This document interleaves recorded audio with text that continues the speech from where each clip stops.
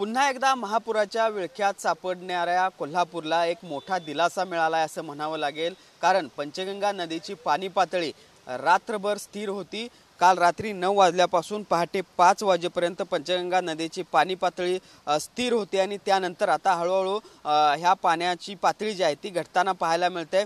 सध्या पंचगंगा नदीची पाणी पातळी 47 फूट 7 इंचांवर आहे आणि त्यामुळे आपण बघू शकतो जे पाणी शहरात घुसलेलं होतं ते आता हळूहळू ओसरायला सुरुवात झालेली आहे असं म्हणावं लागेल। मी आता आहे व्हिनस कॉर्नर चौकामध्ये आणि इथली दृश्य आपण बघू शकतो। काल सकाळी या सगळ्या भागामध्ये पाणी शिरायला सुरुवात झालेली होती आणि पर्यंत ह्या सगळ्या रस्त्याला नदीचं स्वरूप प्राप्त झालेलं होतं। मात्र तुर्तास आपण बघतोय काल दिवसभर ज्या पद्धतीने पावसानं शहर परिसराबरोबर धरण क्षेत्रात देखील उघडीप दिली आणि त्याचा परिणाम म्हणून आपण बघतोय रात्रभर ही सगळी पाणी पातळी स्थिर राहिली आणि त्यानंतर आता हळूहळू हे पाणी ओसरायला सुरुवात आहे ती झालेली आहे। त्यामुळे कोल्हापूरकरांसाठी हा एक दिलासा म्हणावा लागेल। ओएसिस फर्टिलिटीच्या तज्ञांनी IVF उपचार पद्धतीद्वारे 1 लाखांहून अधिक जोडप्यांना मातृत्व प्राप्तीचा आनंद दिला आहे।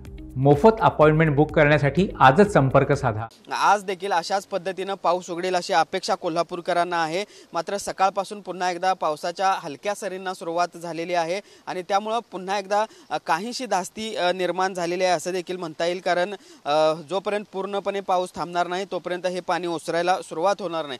तर दुसरीकडे आपण जर बघितलं तर राधानगरी धरणातील 2 दरवाजांमधून 4000 क्युसेक्सचा विसर्ग राधानगरी भोगावती पात्रामध्ये आणि पर्यायाने पंचगंगा नदीमध्ये येतोय। तर अलमट्टी धरणातून देखील विसर्ग जो आहे तो वाढवण्यात आला आहे। सध्या अलमट्टी धरणातून 3,25,000 क्युसेक्सचा विसर्ग आहे तो सुरू करण्यात आला आहे। त्यामुळे एकूणच कोल्हापूरसाठी हा काही अंशी दिलासा म्हणावा लागेल। एका बाजूला रात्रभर पाण्याची पातळी आहे ती स्थिर होती तर आता ती पाणी पातळी हळूहळू कमी देखील व्हायला लागलेली आहे। मात्र पाऊस जर आज दिवसभर असाच राहिला तर मात्र पुन्हा एकदा ही परिस्थिती बिकट होऊ शकते। मात्र सध्या तरी कोल्हापूरकरांना हा काही अंशी दिलासाच मिळाला आहे असं म्हणावं लागेल।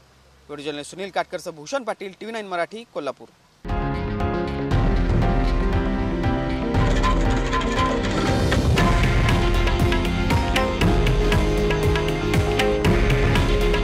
हे आहे देशातील नंबर 1 न्यूज नेटवर्क आणि आपण पाहत आहात TV9 मराठी।